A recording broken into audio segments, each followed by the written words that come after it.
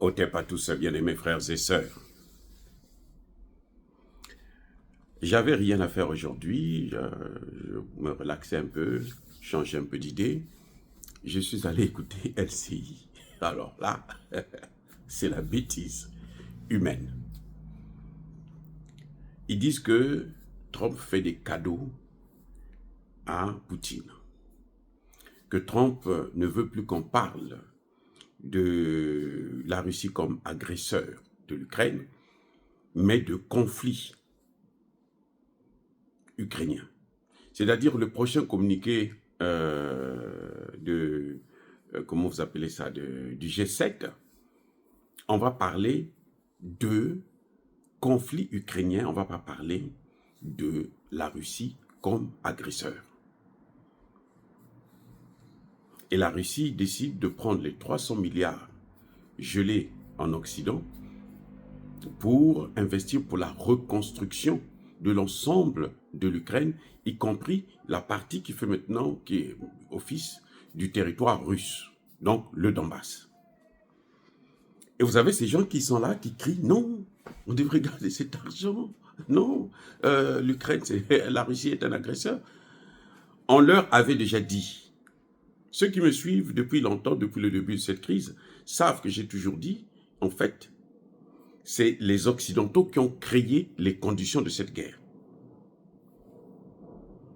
Ils attaquent Donald Trump pour rien.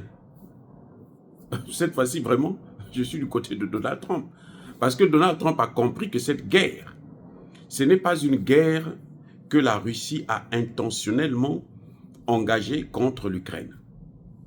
En fait, c'est une guerre qui a été préparée, organisée par les Occidentaux. C'est-à-dire, ce sont les Occidentaux qui ont réuni toutes les conditions de la guerre. C'est-à-dire que je veux dire par là que les Européens, notamment depuis les accords de Minsk, et puis même les Américains, à l'époque c'était Barack Obama, ils savaient que les accords de Minsk là, ce n'est pas pour la paix en Ukraine, mais c'est pour attaquer la Russie. L'objectif de l'Occident, c'était de balkaniser la Russie. C'est comme ils ont voulu faire avec, ils sont en train de vouloir faire avec la RDC, qui est en train d'échouer là, parce que Trump est là. L'objectif, c'était balkaniser la Russie. On coupe la Russie en petits morceaux, et puis chacun prend une partie, et il contrôle, et il pille les matières premières qui sont très nombreuses aussi en Russie. C'est ça le problème. Or, quand ils ont créé ces conditions, lorsque Poutine s'est rendu compte que mais ils vont m'attaquer, il dit non, je ne veux pas les laisser se préparer pour qu'ils puissent m'attaquer, sinon la guerre deviendra très dure pour moi. Moi, je veux les attaquer avant que eux, qu'ils puissent être prêts. Poutine n'a fait qu'anticiper une guerre qui devrait avoir lieu, coûte que coûte, d'une manière ou d'une autre. C'était l'objectif des Occidentaux. Et quand Trump arrive, Trump se rend compte que mais l'OTAN a perdu la guerre. Cette guerre est perdue. C'est-à-dire que je ne comprends pas. Les généraux de plateau, comment ils sont? Ils sont tellement ridicules. Cette guerre est déjà perdue. Les États-Unis ont tout donné à l'Ukraine pour gagner la guerre et l'Ukraine n'a pas pu gagner la guerre. Vous avez vu même l'Iran quand l'Iran a attaqué Israël. La première fois, la deuxième fois. Après, ils ont arrêté. Parce qu'ils savent que s'ils continuent, s'ils continuent, mais l'Iran est devenu une très grande puissance. L'Iran va humilier à la fois Israël et les États-Unis. Donc, il faut arrêter ça. Vous comprenez? Trump arrive, je vous dis qu'aujourd'hui, le problème des États-Unis, ce n'est pas l'Ukraine. On s'en fout de l'Ukraine. Le problème aux États-Unis, c'est le dollar qui est attaqué. Et par qui? Le dollar est attaqué par la Russie et la Chine. L'objectif de Trump, dans tout ce que vous êtes en train de voir là, les largeurs, ce qu'eux ils appellent des cadeaux à Poutine, c'est pour que Poutine puisse l'aider à freiner la dédollarisation. Je dis bien freiner, je ne parle pas de stopper. Parce que personne ne peut stopper ça. C'est fini. Il n'y a pas un empire qui peut rester là tout le temps à vie. Non, tout empire finit par périr, y compris l'empire américain.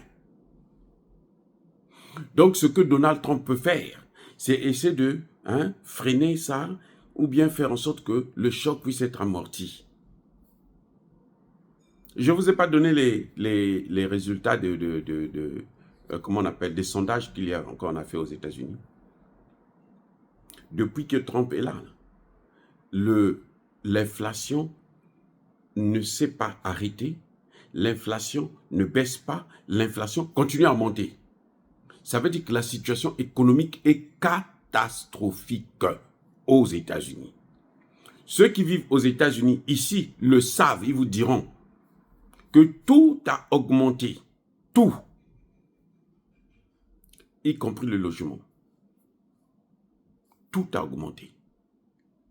Donc le rôle de Trump, c'est de faire en sorte que ça ne puisse pas aller trop vite. Parce qu'à la vitesse où ça parle, d'ici 10 à 20 ans, c'est fini pour les États-Unis, ils vont disparaître. Ils ne seront plus une puissance, c'est-à-dire que moi, ce sera une puissance moyenne, on parle dans le passé. Parce que c'est ça, maintenant c'est la Chine qui est en vogue. Maintenant c'est la Chine. Regardez en quelques années là, la Chine est en train de battre Elon Musk avec la voiture électrique. C'est peut-être pour ça qu'il va faire la politique. Peut-être que ça peut l'aider à influencer, avoir plus de marché avec l'appui de l'État. Mais sinon, la concurrence loyale, normale, il ne tient pas. Il ne tient pas. La Chine fait 3 fois plus. Oui. Là où Elon Musk vend 500 000 voitures, la Chine vend 1 500 000 voitures électriques. Dans le domaine militaire, là, la Chine a le plus gros navire militaire de guerre actuellement. Le dernier cri des navires militaires, c'est la Chine qui vient de le lancer là. Même les États-Unis sont dépassés. La secrétaire d'État de Biden, secrétaire d'État au Trésor de Biden, est allée en Chine pour supplier, écoutez bien le mot, je pèse mes mots, supplier la Chine de ralentir un peu sa course, son avancée. Les États-Unis voulaient faire la guerre contre la Chine. Vous croyez que cette guerre aura lieu? Elle ne peut pas avoir lieu. S'il y a une guerre contre les États-Unis et la Chine, cette guerre ne va pas durer 5 minutes. Ah oui. Et la victoire sera chinoise. Les États-Unis, vous allez voir, ils vont finir par lâcher même Taïwan. Parce que personne ne peut concurrencer la Chine aujourd'hui. Vous avez vu la route de la soie? Pourquoi Trump veut prendre le canal de Panama? Vous savez pourquoi? Ce n'est pas parce que c'est un bourreau, non. C'est parce qu'il veut concurrencer la Chine, qui est en train de contrôler les routes commerciales du monde. Les amis. Il veut essayer de rivaliser avec la Chine, mais c'est impossible. C'est impossible. Donc sur LCI, là, vous avez des gens qui viennent sur le plateau qui n'ont aucune culture historique des faits. Oui, ils connaissent, mais ils font exprès comme...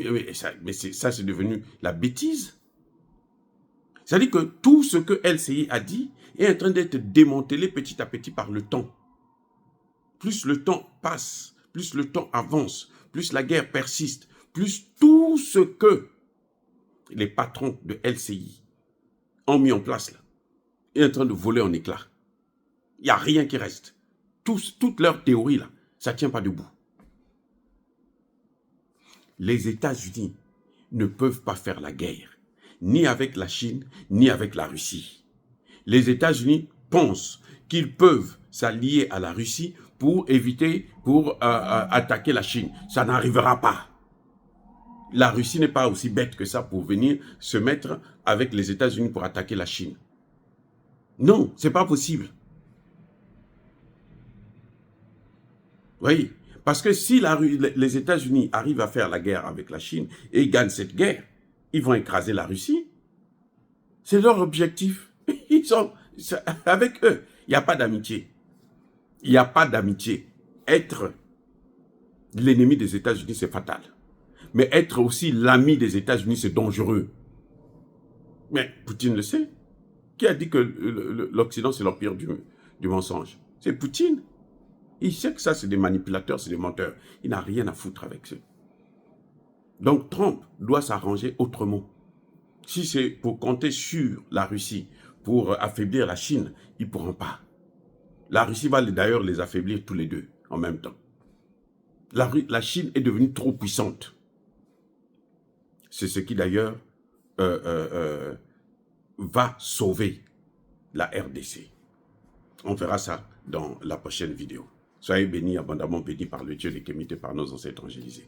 Mais que tous ceux qui persécutent le continent africain, le pillent et le déstabilisent, qu'ils soient noirs, blancs, chinois, arabes, juifs, indiens ou qui qu'ils soient punis, maudits, foudroyés, neutralisés, écrasés, effacés par le Dieu des Kémites, par nos ancêtres angélisés. Vive l'Afrique éternelle, j'ai dit et j'assume.